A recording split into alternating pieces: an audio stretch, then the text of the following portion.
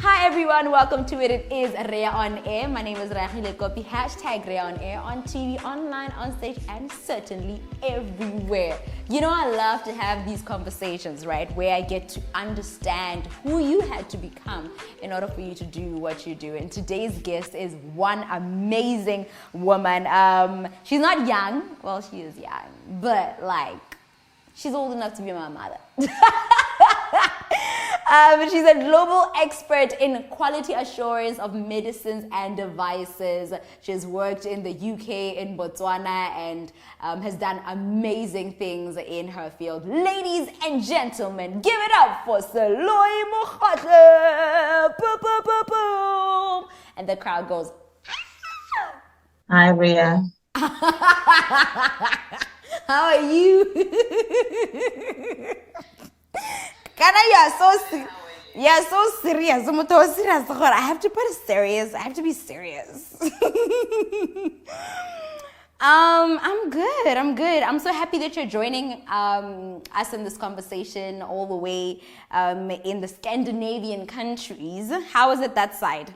It's nice. It's quite warm. We will be going outside in short skirts and sleeveless tops. So it's really good weather today. Yeah. Thank you. And thank you for the invite. I'm actually honored, at the same time humbled, to be interviewed by you, to share my experiences, and hopefully other young women would learn from me, and they can reach the skies even beyond what I have reached. Yeah. So for me, I don't want this to be like an interview or like a very TV-like, and it's just a conversation between another woman to another one. And, you know, my podcast is not really just for women, but even young men are watching. I'm very fascinated about your career, where you are now, and how you have worked your way up the ladder. You worked in the government for a couple of years. You worked in the UK as a pharmacist, and now you're working at one of the biggest unions in the country. And Motswana, you know, from right here, take us back to who Seloi is. Okay, thanks. Seloi is the first child of Dineo Sipone Khadijwe and Gitirang Mogatle. I grew up in Extension 14 in Gaborone. So as the eldest child, I had all these responsibilities, but I also had opportunity to have fun with other children. So I enjoyed playing games on the streets until I was probably like 23. So I still played, you know, all those games. And I grew up in a family where respect was valued. And I grew up in a Catholic family where we went to church Thursdays, Saturdays, and Sundays, you know, and as part of a bigger family with my aunt, my late aunt, Makok. So I'm just a girl from Extension 14 or so that's who I am. What was your dream career as a child? I wanted to be a minister. As a child, and the office I wanted to hold was the minister of, what was it at the time? Minister of Lands, Housing, and something. I cannot remember. It sounded so long and so sophisticated. So that's what I wanted to be. Yeah. I didn't know what it entailed. Don't ask. But it was just like, it sounded sophisticated. That's what I want to do. That's what I aligned myself with. And then you went to do BSc at the University of Botswana, and then you went to the UK to study pharmacy. How did that come about? Well, when I was around 10, I wanted to be a minister. But then as I grew into my teenage, then I realized I love to care for people. I like to support people. So I want to be in the health industry. And then there was also like, oh, I love math. I want to be an accountant. Oh, I love buildings. I want to be an architect. So everything was all over between 14 and 17. and I was also blessed with the flexibility in my brain to study all these courses. So then, so then went to BSc, and then how did I end up with pharmacy? I didn't even know what pharmacy was. I was made to make a decision at the bursaries department when it was still at BBS building. I remember I had to make that decision literally within 20 minutes. What course do you want to do? Because the one I had wanted to do, I had flunked my exam, so that means I didn't qualify for that one. Yeah. And then they said to me, there's pharmacy, there's physiotherapy, and there's dietetics. And I'm like, I don't even understand what you're talking about. Yeah. Anything. So could you explain to me what it was? So they explained the different courses. I said, okay, I think I'll be interested in pharmacy and probably produce some medicines. Yeah, that's it. That's how I ended up. Yeah. And I know that for flanking your exams, you had something that happened in your life that period. You became a mom, and I want to ask you, like, during that time, getting pregnant at 20, and you're the smart kid, well, like you're the firstborn, you know, now you're not able to go and study what you wanted to study because you flunked in your exams. Where was your mind at? Because I can only imagine at 20, if I get pregnant and, you know, I don't do what I wanted to do. Yeah, I don't know how I would have dealt with that. So what was going through your mind during that time? Did you ever think you'd be where you are now? I always knew I was going to be further. And when I felt pregnant, of course, it wasn't a shock. I was old enough to know what was happening. But somehow I was like, okay, it happened. Life is going to go on. And I will do my best at university to push. And when the marks showed me that, no, you cannot have the two at the same time and still get all the good marks, the great marks that you were aiming for, you then had to think of plan B, you know? And then for me, it was, okay, what plan B did you have? And I didn't have a plan B until I was given that opportunity at the bursaries office. And I said, you know what? I have disappointed my father so much. Being the first child, and he had looked up really for me with hope. Yeah. And I remember because when I was 14, I represented Botswana at the United Nations International Fund Run through the Red Cross. And when he gave me, at the time, he gave me $80 as pocket money in 1988 to say, go to the US and represent the nation very well. But the next time I want you to get on an aeroplane, I want you to be going to university abroad. And that still stuck with me. Even when I flunked, I said, you know what, there's still going to be an opportunity. And at the time, I didn't know about this life things of it's a detour, it's a what. And I said, you know what, I made a mistake and it's not going to define me. I'm going, so there's another possibility for me to go to university. And I did. Yeah. We're having visitors in the house. So you mean to tell me you really didn't have any good? For me, I get the sense that at that point you're like, okay, it has happened. Sure, I've disappointed my dad, but hey, here's an opportunity that I have to still be back in his good books. And then you traveled. You went to the UK. The reason I was asking, before we get to the reason I was asking about the pregnancy one is a lot of us, when life happens and you may have known, like you were saying, you're old, you know what's going on, and like there's a detour.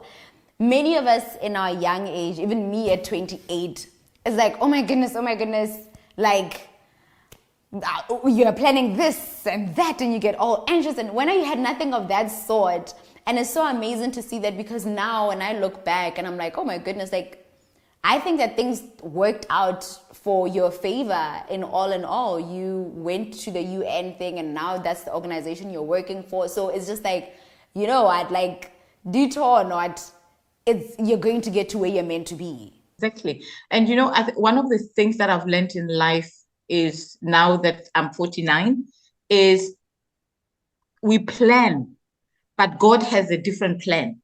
And sometimes it's the same and sometimes it's not. And even in God's plan, there's always going to be detours because we need to learn some lessons, and sometimes we don't learn them, and we have to go through a detour to learn these lessons before we end up where God wants us to be. So it's been at that time, honestly, I didn't think it was negatively affecting me at all, apart from the grades. I was like, okay, whew, next step, where do we go? And I was also blessed to have parents who were very supportive despite the fact that they were disappointed.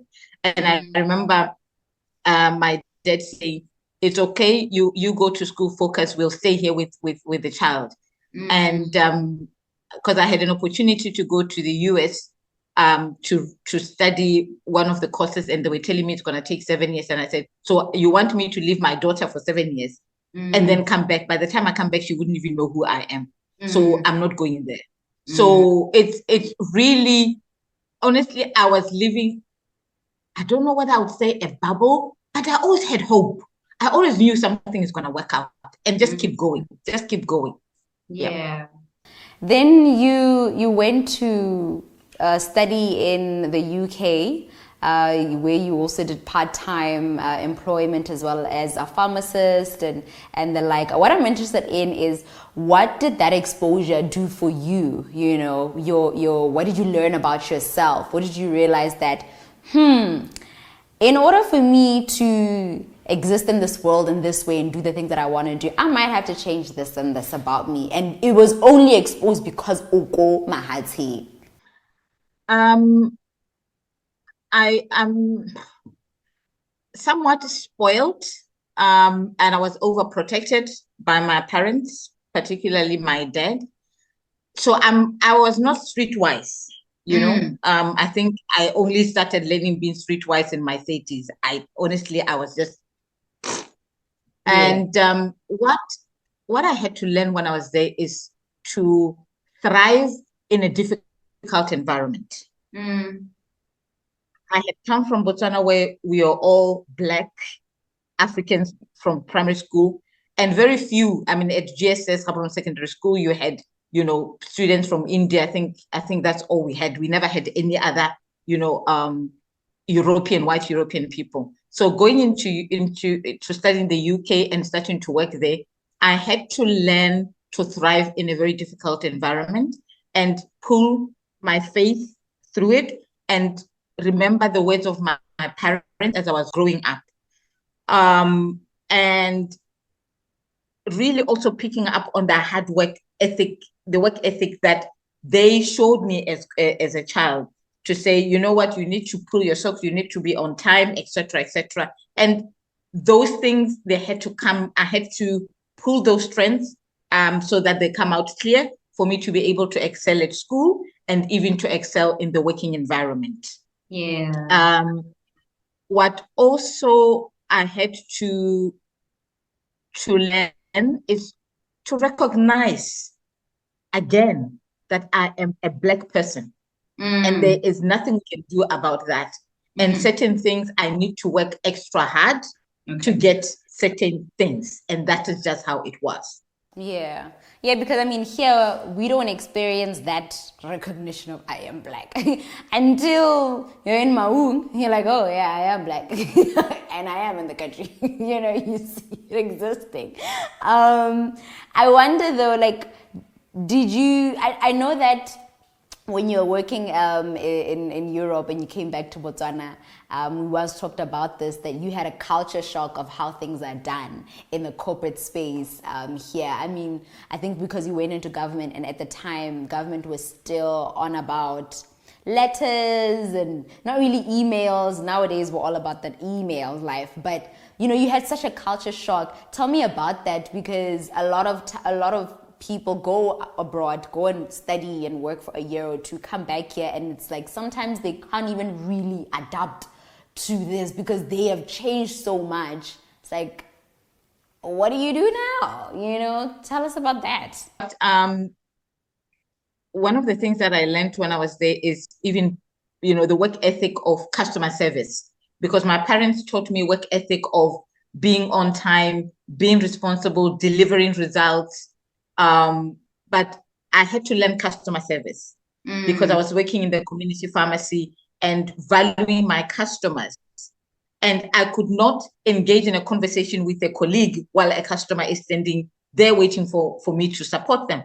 Yeah. Whereas in Botswana, it was normal. You sit there, you even get to a bank, you are in a queue, a long queue for that matter, more than 5 minutes queuing in a bank. And then the tellers are talking to each other. And we're like, but we are here waiting. Yes. Hello, you know? And then the queues were so long. And, it was such a challenge for me. It took me, I think, 6 months to accept that this is where I am and I need to adapt again. But in terms of the work culture, yes, we're still on paper. But what I appreciated about working in Botswana was understanding civil service and understanding how public service is and the challenges that people face. Yes, there was paper all the time, signing on papers.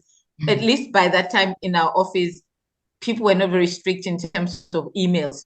So we did work on emails as well as on paper. That was a bit of a shock in terms of I need to get a file, and wait for the file to be released by records. But I then, after some time, understood and accepted it. The one thing that I really, really appreciated a lot about the being in the civil service is because one of the reasons, because when I went back to Botswana, I had a stint in a community pharmacy, the chemistry. The what? I was like, the chemistry. Oh, yes. Chemistry, yes. So I was like, this is not for me. It's not challenging me, scientifically. I need to be challenged scientifically. And I had to now make a decision. Do I want to grow professionally or do I want money? Okay. The government was offering a lot less than what I was earning in the UK, whereas the private sector would offer me something better. So I had to decide not to go with the private sector, to go with the government so I can professionally grow. And I really appreciate that opportunity because I learned a lot, and this is why I am in these positions now. It's because of the experience that I gained while working for Botswana government. And I remember someone saying to me, one of my friends who was in the private sector in social science field, saying to me, Seloi, how do you even survive with the government salary? It's so little. And I said, you know what? I've had to accept it because I chose the government route to serve, 1, 2, to learn. And what I'm doing when I'm young is building my skills. And then money will come later. Yeah. Were you aware though? Were you aware of that decision that you're making, that I'm young, I want to build my skills? You were aware. Okay, so then you're working in the government space and you're growing professionally, it's going good. And then you go and do your master's in South Africa. You have 2 kids, you're leaving in the country and you're going again to do your master's. Tell us about that whole experience. Where was your mind at? How did it even happen? Do you go, oh my goodness, again, I'm leaving these kids? Like, how did that come about as a mother? As a mother, honestly, one of the greatest blessings I've had is my parents. They've been very supportive of me. And it's a matter of choice that one has to make, which are difficult choices in life. As a scientist, there was no postgraduate. Even at the time, there was not even an undergraduate of my course in Botswana. So it was either I do, business admin, and that was not my interest. My interest was still to grow as a scientist. So I then had to make these hard choices to say, I'm going to South Africa to study for my master's, and then my parents will take care of the kids, and their fathers are also there. They will support. And South Africa is not that far. Every 2 months, I'll be going home to see them. And that's how it happened. And from then on, you got this big opportunity to go and work in UN. I know that for me during that time in being in your life, like I know how challenging that experience was, and just the amount of Prayer, that was done. I wonder though, some people battle with, can I? You know, who am I to even think I can work for this organization? Did you ever have that? Or were you a person that felt like, nah, my skills match this, so it's an opportunity, I'm gonna go for it, I can do this? It's a loaded question, Rhea. Yeah, because I want to see like your internal mind, like what was going on. Do you just go, whoop, I'm the girl, I can do this? Or you go, yeah, do you do things afraid? Yeah, honestly, I don't know how my especially my father, I don't know. I think sometimes I say I wish he was alive to say to him, do you realize what you were doing to me when I was a child? The conversations you used to have with me, because he instilled so much confidence in me to think I can do anything I want to do. Okay. And I'm not sure whether he was aware, right? Okay. So in 2008, I had this opportunity while I was still working for government as serving the Botswana. I had an opportunity to work with the UN, this particular agency, and not working with them per se, but going to see their products in the country as they were arriving. And I remember that time, and I said, Lord, thank you for this opportunity. One day, I want to go and work for this agency and help them improve the quality assurance of their product. That was in 2008. 2012, an advert comes out for the position of quality assurance. And you remember, it was prayer. Prayer, I looked at the advert and I looked, my God, they're asking for so many things. How am I going to do it? They want this and that and that and that. The qualifications were okay. But in terms of the role, the job description, it looked so heavy that I got worried.